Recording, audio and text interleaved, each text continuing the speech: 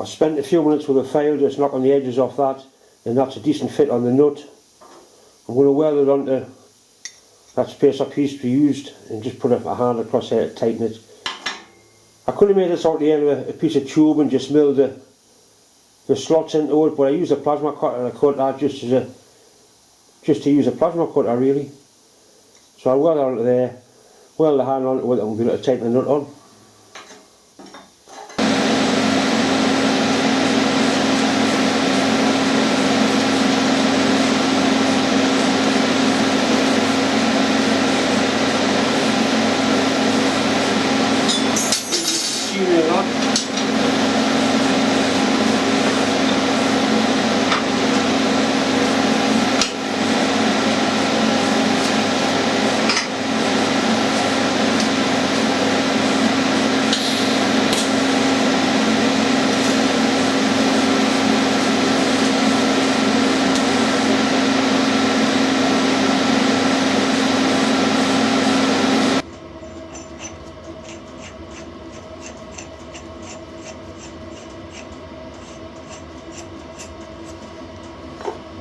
That is without doubt the worst bit of material I've ever attempted to weld. Absolutely ghastly, I don't know what it is. It was an outer spacer, like an outer, it wasn't a bearing track. It was a running track for a titanium belt. Horrible.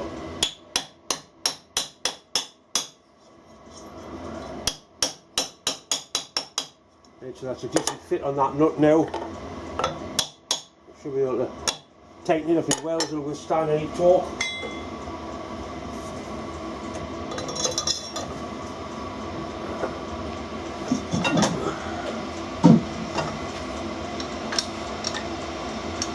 Right, that's tight.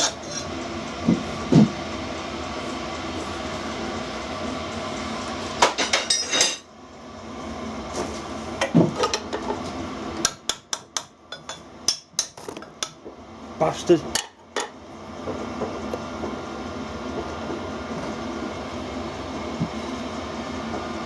A little bit rough, but it did the job.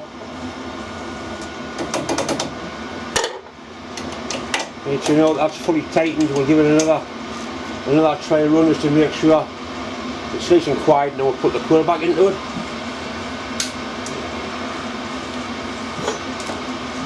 Start it off nice and slowly, just a little bit of heating of the motor and the bearings.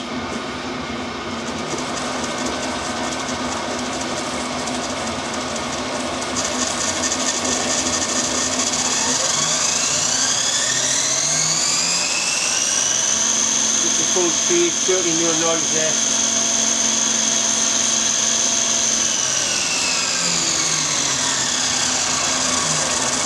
And that pulley's running reasonably true. You often get a little bit of run out in the pulley, the belt takes it up.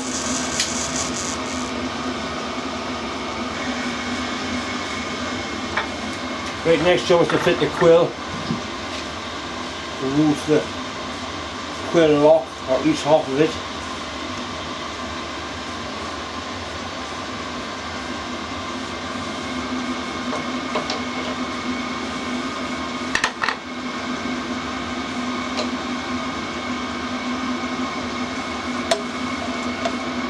A little bit of grease on the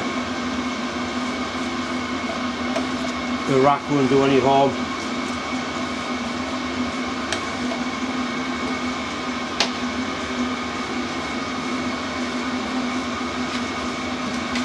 Spring in here, we need to wind the spring up to preload it, like that, and this,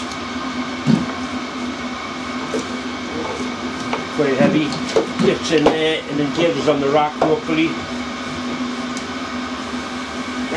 A little bit of science needed, I think. I have to tie that handle down, otherwise it's going to spin around and twat us in the face.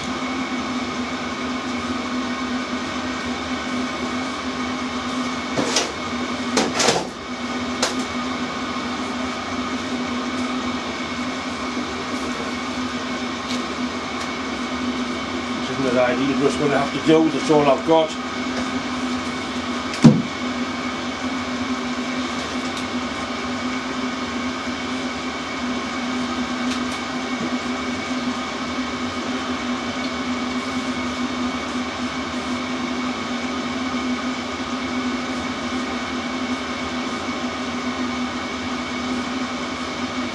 so the handles held down.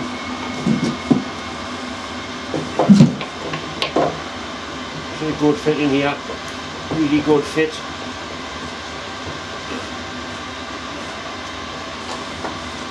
Right.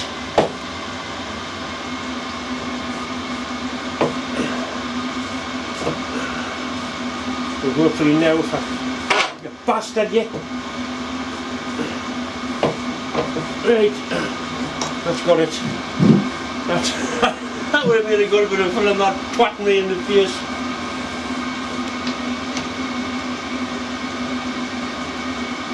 Right, so that's what quilled off.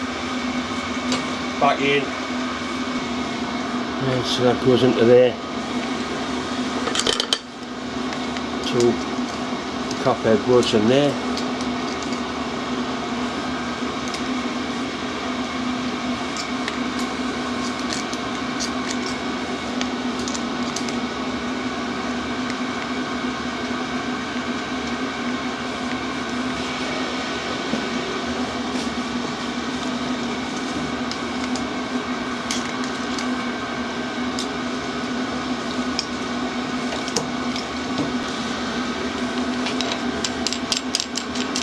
This is a depth stop, which I don't really use very much, but it's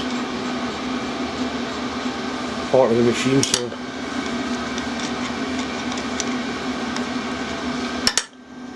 you can just start to stop it at whatever depth you want. You obviously want full stroke on it, so have it all the way down like that, and that goes all the way down to the bottom. Right, I'm going to put a drill chuck in it now and then run it up again, and hopefully this is going to be the end of it. This is the drawbar, 7/16 UNF. I did put a little brass bush on the end just to help tighten it down, so it's been whacked over the years to break a taper.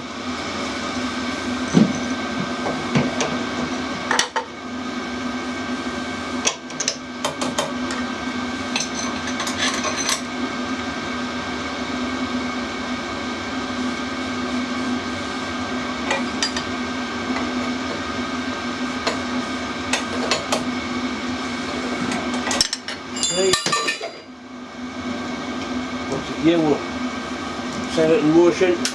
Hopefully that should be the end of our noisy milling machine.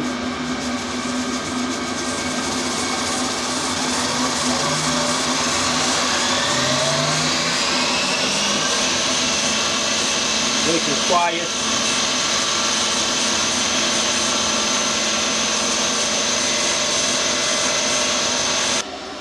I put a little domed bolt into the chuck, and I've got my Smith's rev counter, so you'll be able to weigh it up and see how many riptons it's doing, as the AVA will call them, or how many RPMs. Right, and that's straight up to 2,500 exactly, and that's with the inverter around at 60 Hz. I could weigh it up some more, but that's quite a nice speed.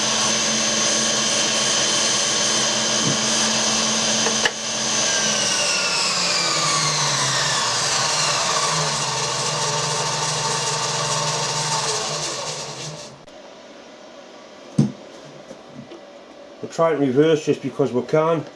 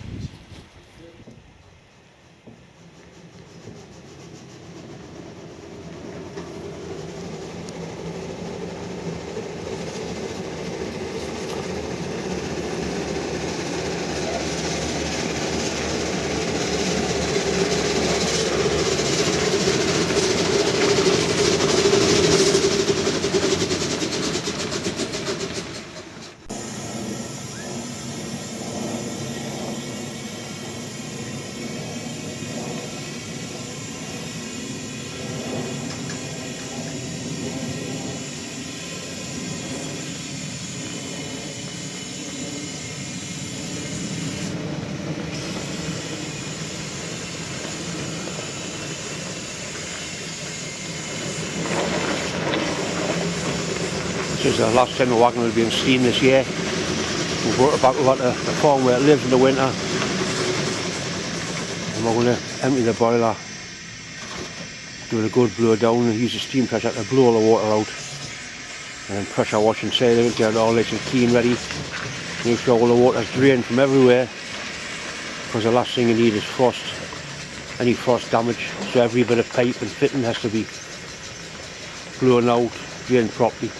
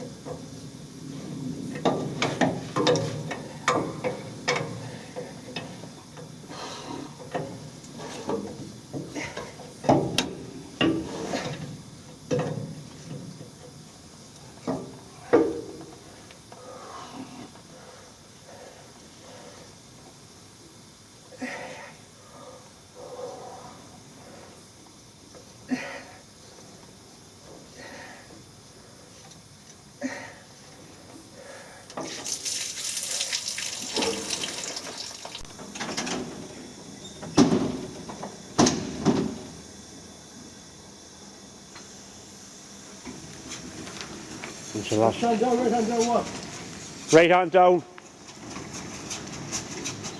That's dregs of steam.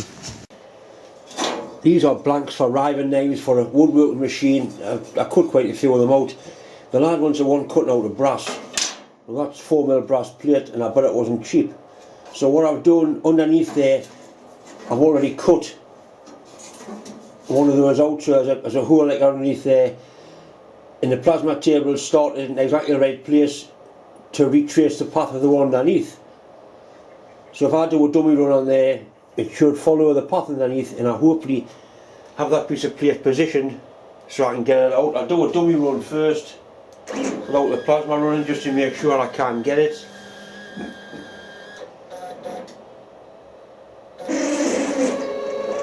I don't know what settings to use for brass. I've cut copper before, and all you do is turn the amperage up.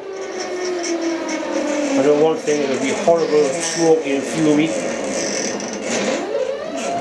Right, so it's going to follow that path, it's going to, hopefully going to put it out.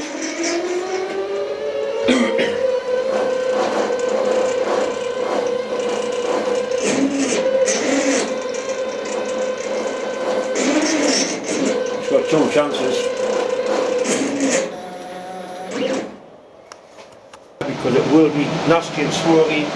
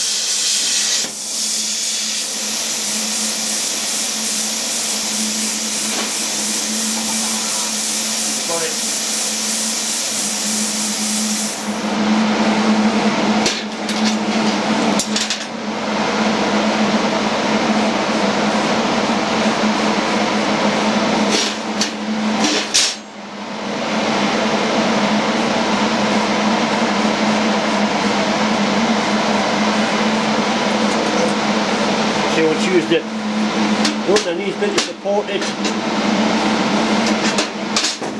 Bastard flies all away in the water.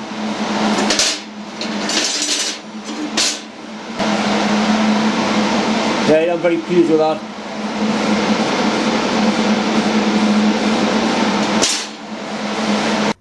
Next weekend, in fact on the Saturday afternoon, I'm going down to Birmingham with my wife Deb. I've been invited to the NEC, to the Classic Car Show by my friend Rob, who does the Extreme Plasma tables. So I'm taking the wife down there, going to have a day walking around, have a look, see what goes on.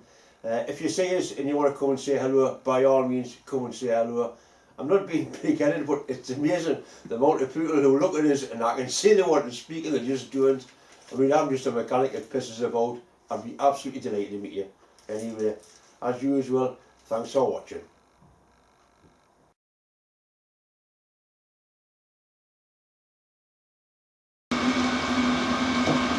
Thank you.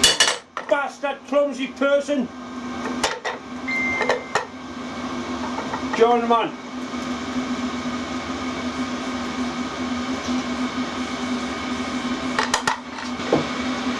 Now you can see where I put a bit of plate on the bed.